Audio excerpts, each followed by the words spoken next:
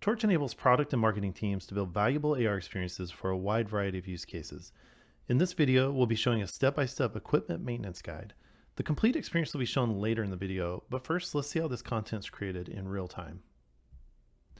One of our key efficiencies is building the content on a mobile device.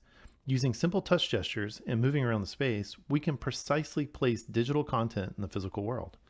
For example, placing this arrow is just a matter of dragging it into place and pinching it down to the correct size. We're currently editing step 2 of the maintenance procedure, and we're going to add an interaction that will take the technician to step 3. This ability to create interactions without writing any code is another powerful aspect of the Torch workflow.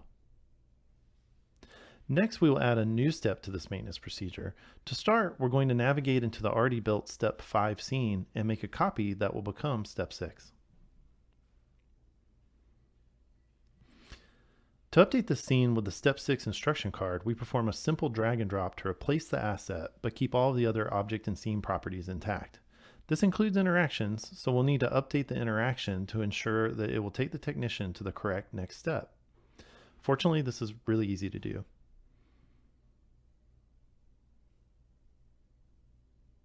Then we can also quickly test to ensure everything is working correctly.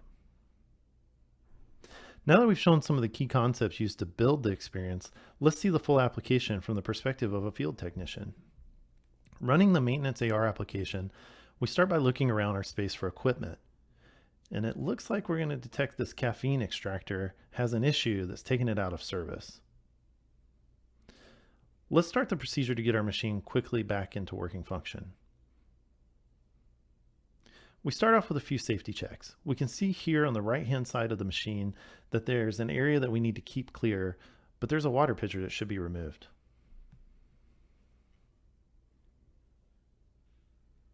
Now that we've safely set up our environment, we can look at the next step. Helper annotations clearly illustrate that we need to push the open button and the door will swing out. Thankfully, we cleared that safety area. In the next step, we need to lift the filter basket out of the panel.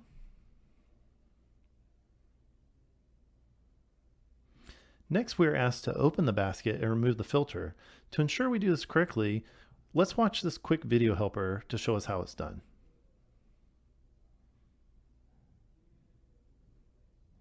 According to the next step, we need to take the filter to another location. Since we're using augmented reality, the maintenance app is offering to guide me to the closest washing station.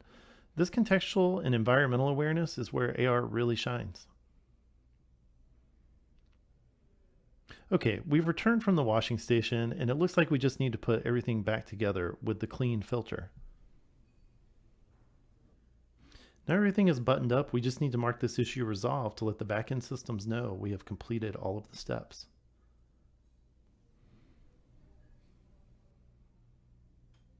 After an automatic diagnostics check, it looks like this equipment is... Don't stop.